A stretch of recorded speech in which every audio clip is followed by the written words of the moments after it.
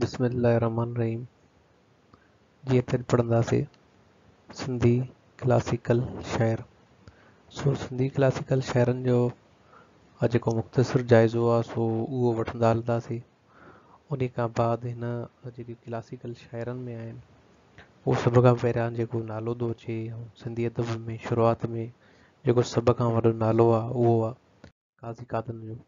काज़ी कादन जो जेकॾहिं समाजी पस मंज़र पढ़ंदासीं त काज़ी कादन जेको आहे समन जे आख़िरी ऐं अरगुननि जे शुरूआती दौर जो शाइर हो। पाण जन जेके आहिनि सेवण जो राह सीओ असल में पोइ बाद में वञी बखर में वेठो। माना जॾहिं समन अरगुननि सिंध ते का कई तॾहिं माना समन जे आख़िरी दौर जो हो ऐं पाण काज़ीअ जे उहिदे ते फाइज़ बि रहियो। उन खां बाद काज़ी शाइर जेको आहे शाह बेग जे पुट शाह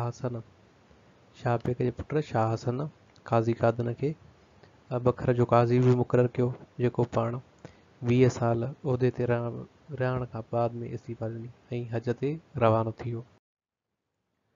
उन खां बाद जेको पाण हदीस फ़िक़्ह ऐं इस्लामी कानून में मुहारत रखंदो हो, सिंधी ॿोली जो पहिरीं वॾे में वॾो शाइर चयो वियो आहे ऐं मञियो वियो बि आहे। संदसि जेके शुरूआती 7 बेत आहिनि उहे बयानुल आरफ़ीन शाह करीम जे रिसाले में मिलनि था।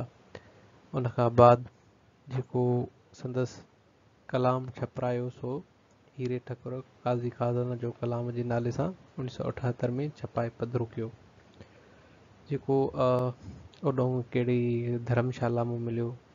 धर्मशाला या ईअं कंहिं काशी चवंदा आहिनि उते हिकिड़े मट में पिया या उते कंहिं पंडित वटि या कंहिं ॿिए वटि हुया, उन जे करे उन थ्रू उन खे मिलिया। काज़ी कादन जी शाइरीअ जो जाइज़ो त इहे शुरूआती जेके बेत आहिनि इहे हुन में था मिलनि। बयानुल आरफ़ीन में जोगी जाॻायो हो सितो हुस निंद्र में, तंहिंखां पोइ थियोसि संदाए पहिरियां पेचरे, कंज़ कदूरी काफ़िया के कीन पढ़ियो सो पारी ॿियोम जितां पिरीं लधोम, सायर ॾेई लत ऊची नीची ॿोड़ी हिकाई हिकु थियो वेही सभु छित। काज़ी कादन जा CSS PCS में तक़रीबन सुवाल जेको आहे रिपीट थींदो आहे। तक़रीबन जेको सुवाल आहे सो बार बार तक़रीबन असां CSS जे PCS जे एग्ज़ाम्स या MCQs जेके बि आहिनि तक़रीबन उन्हनि में काज़ी कादन जी शाइरी जो बि जाइज़ो पेश कयो वियो आहे। उन जे बारे में कुझु सवालात बि पेश कया विया आहिनि जेके MCQs में ईंदा आहिनि। सो इन खां बाद में इहो शाइरीअ जो पायो आहे सिंधी शाइरी जो। पाण काज़ी कादन जेके समन जे दौर जा शाइर आहे। महिरबानी।